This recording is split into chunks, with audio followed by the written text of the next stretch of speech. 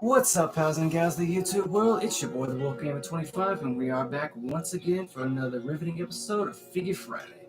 Oh, you know, that particular time of the week where we spend some quality time together, and, well, basically we nerd out about all things figure, Funko, and memorabilia and merchandise related all sizes. You better believe it, folks. You want to think about something like that, you're going to find it right here. But, tonight we're going to be introducing two new figures, folks. Both of them hailing out of the world of Power Rangers, which of course is one of the greatest fandoms. That's just me talking, folks. But I know there are others out there who feel the same way, and I do hope that this stream reaches them because I want to be able to share it with them. To say that two figures that I have procured, I've been searching for a really, really long time. But yeah, I do hope that you guys are relaxing. I do hope that you had a great day today, and I hope that you're well.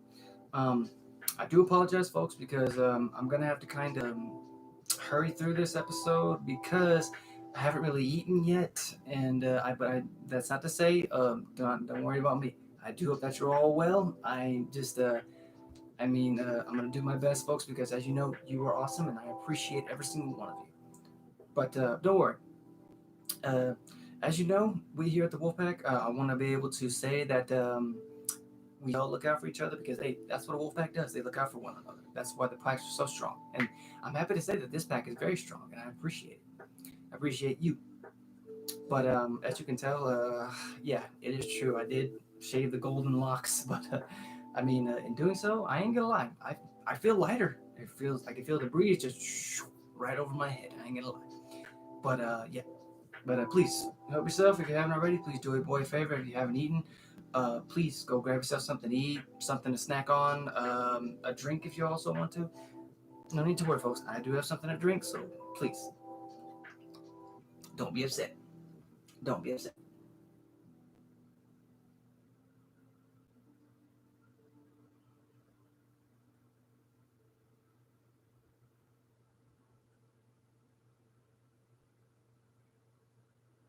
Yeah, that is true. That is true.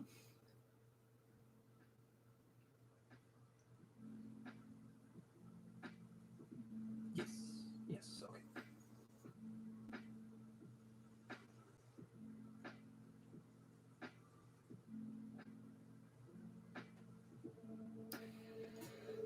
Oh, also, for those of you guys who are still under quarantine or even like kind of handling this quarantine, I do hope that you're handling it well. And I do hope that you guys who are out there working in it are staying safe, keeping those hands washed. And I know it's a pain. I hope you're wearing the face masks too. But as you can see, I'm seeing it right here. That we have at the 3 minute marker, and I know it's gonna be posted down here, but come on. Um, for those of you guys who are just joining us, welcome back. I do hope that you do have something to eat or have eaten already. I invite you to sit back, relax, kick your feet up, breathe a breath of relief. Because as you know, it's just you, me, and the merchandise of tonight. So, as I said, tonight's episode is going to be pretty packed. Well, pretty power packed, if you will. Now, the only reason I say that is because, as I said, we're introducing two new figures that I'm happy to say that they procure. Um, both of them are hailing, as I said, from one of the world's greatest fandoms, which, of course, the world of the Power Rangers. But both of them, different eras, different timelines. Um, one is a hero of the time, and the other is in the beginning.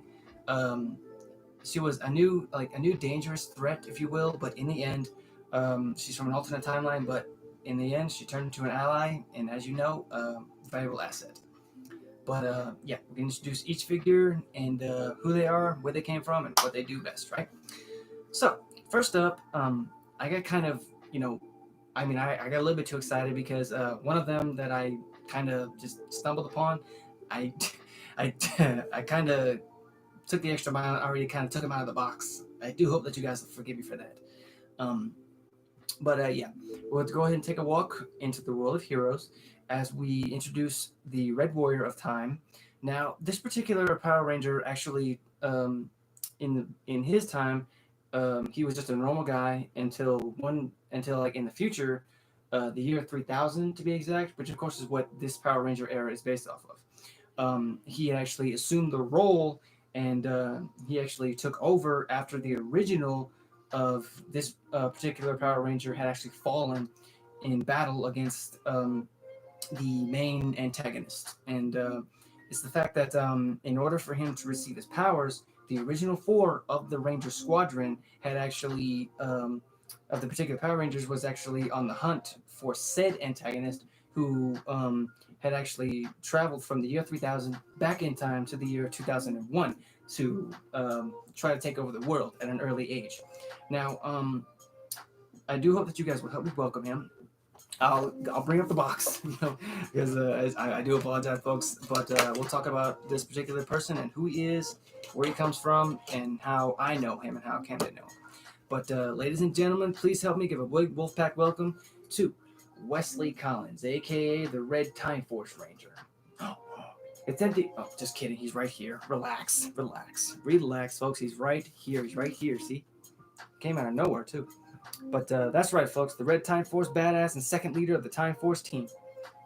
As you can see, rocking the patented red on his chest and black helmet.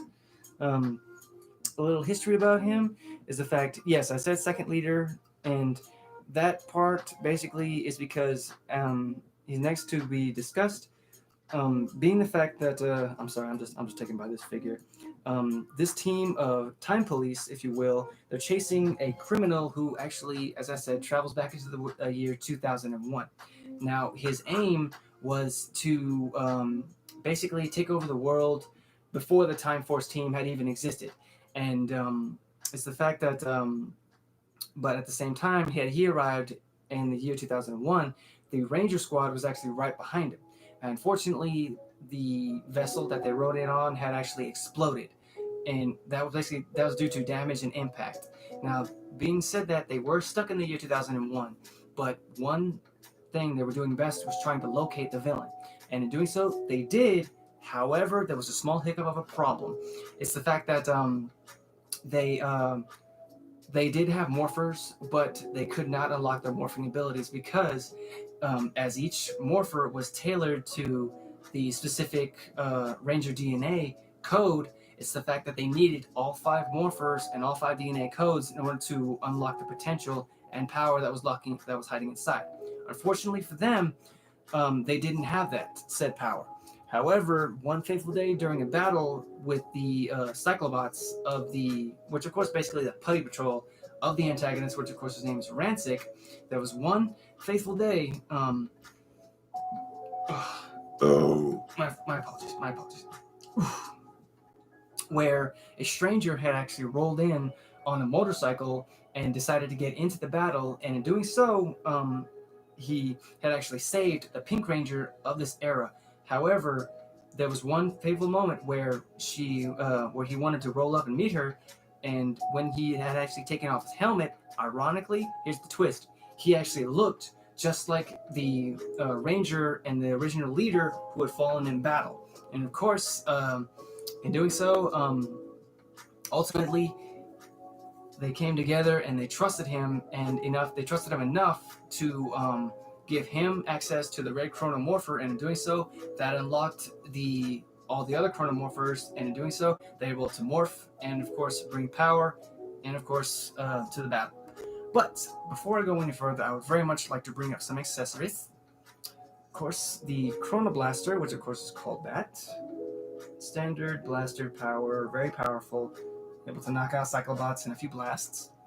And of course, what Ranger wouldn't be complete without a pair of swords? Let me tell you this one. These things are known as the Chrono Sabers, my apologies. But what's cool about these two little doohickeys is the fact that when you combine the two swords, they form the Chrono Spear. Or the Chrono Blade, I believe it was called. There we go. I love the details that they put into every little thing. It's amazing. I'm blown away by this figure. He does come with 2 interchangeable hands. One of them is a fist, and what's cool about the other one is the fact that it's a thumbs up. And of course, this, oh my goodness, I almost dropped it. This, of course, I'm gonna say is probably chain energy, which of course you can use to either attach to the Chrono Swords or the Chrono Blades, or even then just the Chrono Spear, in order to give it a little bit of a boost. You know what I'm saying? And he does come also with a cool piece, I ain't gonna lie, an interchangeable head, which of course is in the shape and form of Wesley Collins. Now, a little history about him is that even though Wes here, it is true he was brought up, groomed as a child, mainly because his father is the owner of a local business industry, which of course thrives to the day in the city of Silver Hills. Um, it's the fact that even though he was groomed as a child, he was sent to the best schools, Ivy League schools, um, and he was given basically everything that he wanted. His father, however, did want him to follow in his footsteps, and when the day came that he passed, he wanted him to take over as the head of the company and, of course, owner. But I mean, thanks to one fateful day in meeting the team of the Time Force Rangers, that's when destiny stepped in, and that was when his true destiny was revealed to him as the true leader of the Time Force team. And what's one of the best parts is that he even won the heart and feelings of the Pink Ranger of that time. Now, I ain't gonna lie, folks. This was one of the many great series that I did get into. It's just I do apologize for the small spoilers here. It's the fact that just that last episode, it was a heartbreaker and a tearjerker for me, mainly because even after all the turmoil, all of the battles, and just war that they saw, it's the fact that they had to return to their own timeline because they were in a timeline years years advanced from Wes, and it's just the fact that during like the leaving sequence is that the Pink Ranger actually admitted to having feelings for the Red Ranger, and just they both broke down in tears. And next to Tommy and Kimberly, I always thought that Wes and Jen were a great couple. Really, I thought they just meshed so well together. Really, and it broke my heart to the fact that she had to go and leave him behind. Just, man, that was a tearjerker. I ain't gonna lie, folks. Get a swig here. That's better. So, we're gonna switch gears here, folks. What is this? I'm not fighting anybody, I don't think. No? I'm sorry. Next up, we're going to stretch. Oh, my apologies, folks. I didn't stretch today, like I should have. I don't know why I didn't stretch. But yeah. Next up, we're gonna go ahead and take a walk back into the timeline. Yes, it's true. I said back in the timeline as we introduce the evil force from the shattered battle for the grid.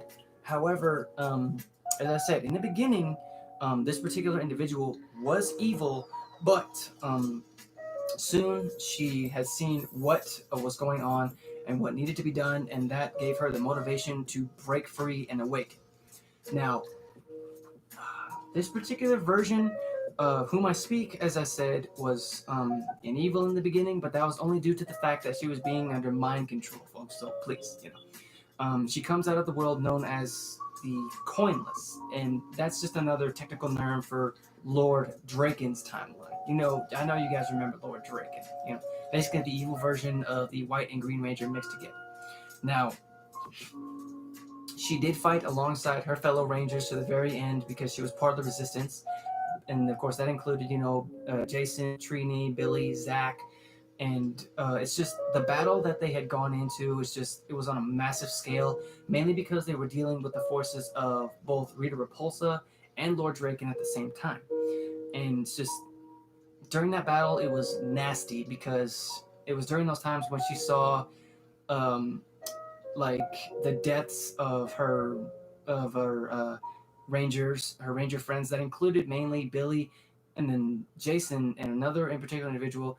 But Trini and Zach, however, were turned into sentinels, basically soldiers for Lord Draken. And there was even the fall of her version of Lord Zordon.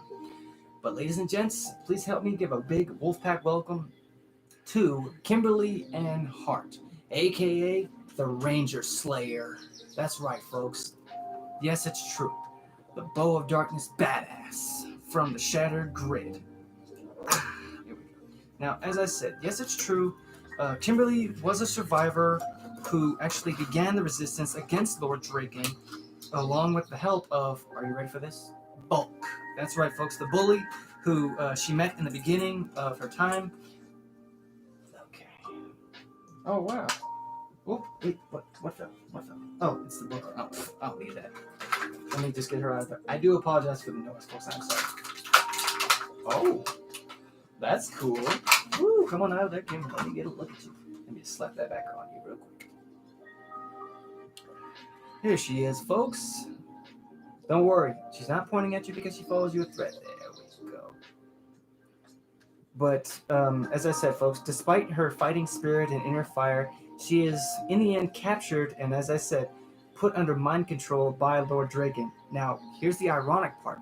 In the beginning of the Mighty Morphin Power Rangers series, Rita Repulsa takes control of Jason's mind, which of course was used on him to turn into the evil Green Ranger.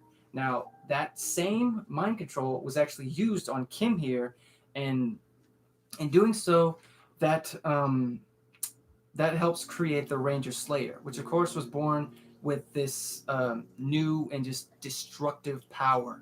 And in doing so, she was actually given the one of the more dangerous weapons of the Power Rangers world, which of course is called the Bow of Darkness, which of course is two of the Sword of Darknesses combined together.